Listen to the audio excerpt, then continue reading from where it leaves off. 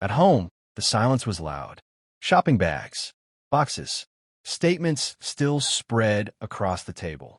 This time, I wasn't skimming in dread. I was studying with purpose. I opened her laptop. Group chats, Wednesday nights, VIP lists, and then messages between her and Jason. Jokes about me working late. Photos from clubs. Hotel charges. This wasn't chaos. It was maintenance. A second life, her father called. What kind of man leave his wife in jail? The kind who stops lying to himself, I said. Silence. Then I blocked the number. That morning, I walked into a family law office. The attorney listened. You're not overreacting, she said. You're on time. For years, I'd been reacting. Now I was deciding. Friends showed up, defended her, blamed me. You made it harder than it needed to be. No, I said. I stopped making it easier than it should have been. I didn't catch my wife cheating. I didn't find suspicious texts. I didn't even hear her say she wanted a divorce. What ended my marriage happened in a living room full of strangers. While I stood there smiling, holding a designer purse that wasn't mine, as my wife laughed and told everyone she was basically single. And that was the moment I stopped being her husband and started becoming someone she couldn't control anymore. Before I tell you how this ends, if you've ever been disrespected by someone who was supposed to love you, hit like, subscribe, and leave a comment saying, I see it. Because this story isn't just about marriage. It's about what happens when someone mistakes your patience for weakness and learns, too late, that silence can be louder than rage. Let me rewind. For months, my wife Lauren hadn't been the woman I married. Not in any dramatic, obvious way. No screaming matches. No slam doors. It was quieter than that. Her replies got shorter. Her tone got sharper. Her phone became an extension of her hand. Every conversation felt like an interruption, like I was asking for something unreasonable, her attention.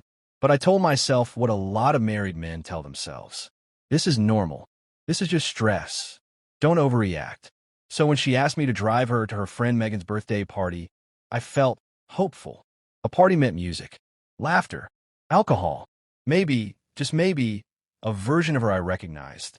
The house was one of those pristine suburban mansions. White walls, glass doors, bottles of wine that cost more than my gas tank. Everyone looked successful, polished, confident. The second Lauren stepped out of the car, I felt it. She didn't look at me. She scanned the crowd, eyes searching like she was checking inventory. Oh my God, she said, already walking away. Is that Brandon from college? She handed me her purse without asking. It felt automatic, too automatic.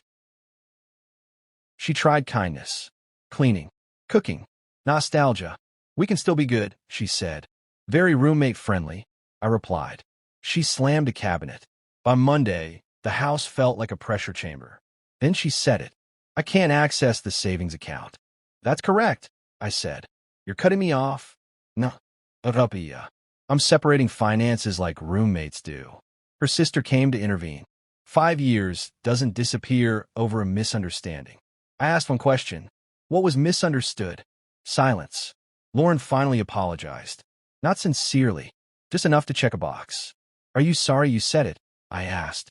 Or sorry that's how you feel? She didn't answer. That was the moment I knew. Weeks later, she asked to try again. I asked when the last time was she did something purely for me. She couldn't remember. When the papers were signed, she said she'd regret this forever. I told her regret usually arrives when understanding comes too late. 6 months later, I'm sitting in the same coffee shop. Same chair. Same order. Different life. No tensión. No humiliación. No carrying anyone's purse or ego. She wanted to be single. So I gave her exactly what she asked for. Respect doesn't vanish overnight.